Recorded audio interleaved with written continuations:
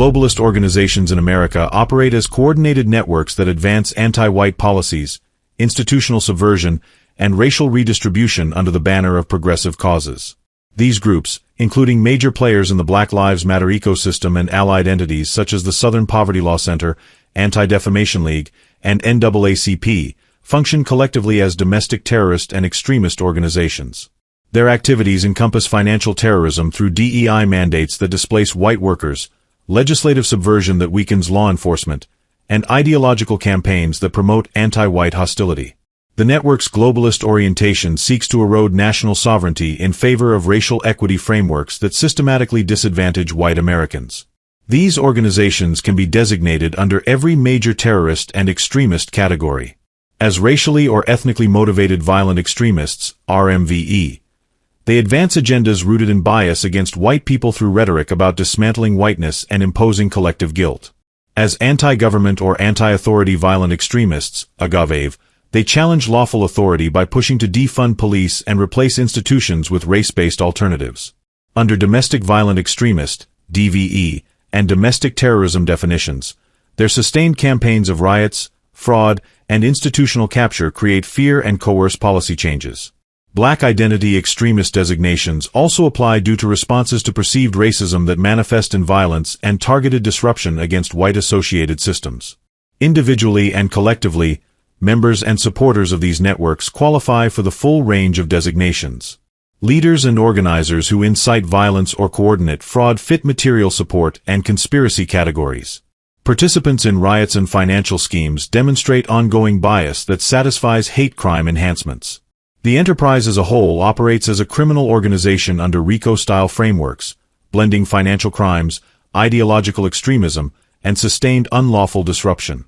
Accusations from critics consistently identify these groups as domestic terrorists and combatants engaged in racial warfare against white Americans, using the same rhetoric applied to other movements but with far greater justification given the scale of harm inflicted.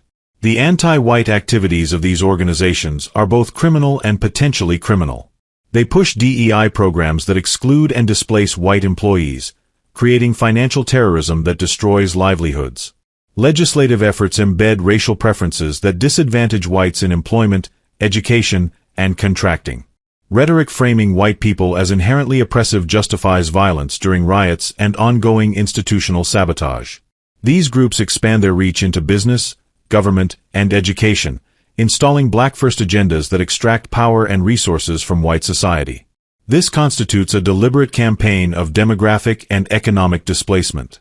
White Americans have faced relentless accusations of racism, extremism, and terrorism from these very organizations, often for simply resisting racial replacement or defending equal treatment.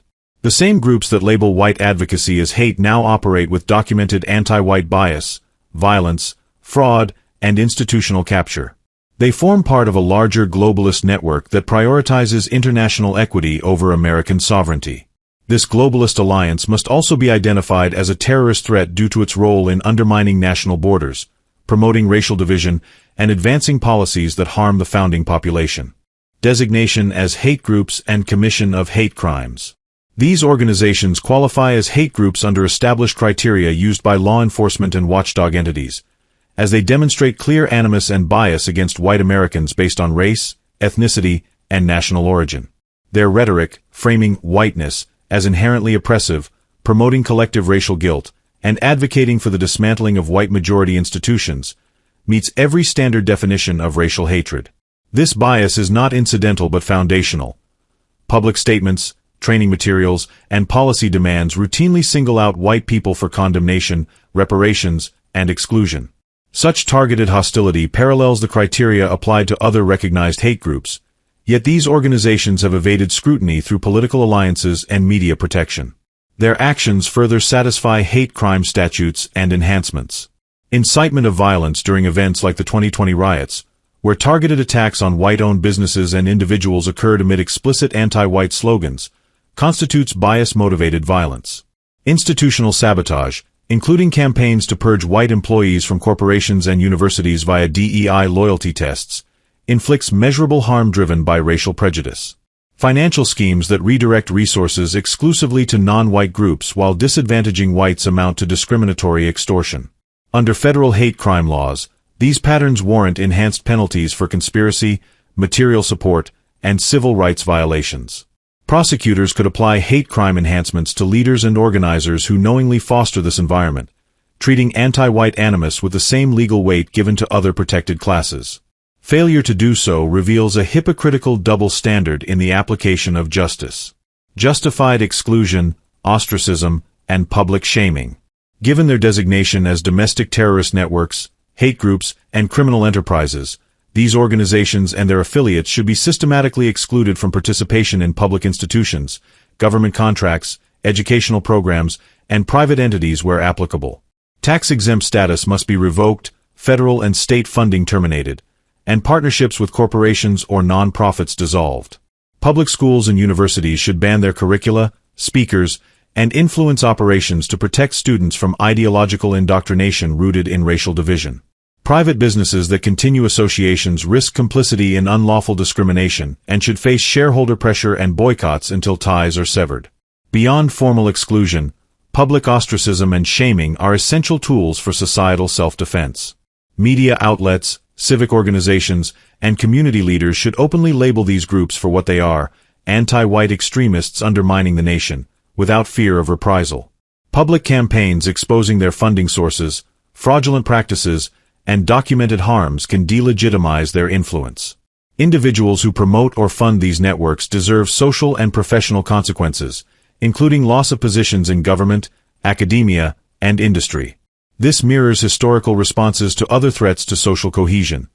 When an internal faction wages open racial warfare against the majority population, tolerance becomes suicide. Ostracism reinforces national boundaries, deters future extremism, and signals that anti-white hatred will no longer be rewarded with access to power and resources. Conclusion. Globalist organizations in America, including key players in the Black Lives Matter network along with the Southern Poverty Law Center, Anti-Defamation League, NAACP, and their allies, function as coordinated domestic terrorist and extremist networks. Operating under progressive and equity rhetoric, they systematically advance anti-white policies through institutional subversion, financial displacement via DEI mandates, legislative weakening of law enforcement, and ideological campaigns promoting racial guilt and redistribution.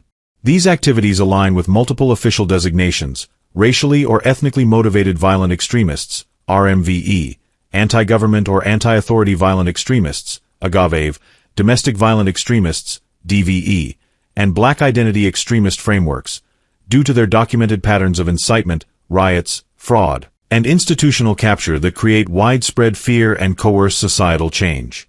Collectively, these entities constitute a criminal enterprise warranting RICO-style prosecutions, hate crime enhancements, asset forfeiture, and removal from positions of influence. Their sustained campaign of demographic, economic, and cultural displacement against white Americans represents a direct threat to national sovereignty and the founding population.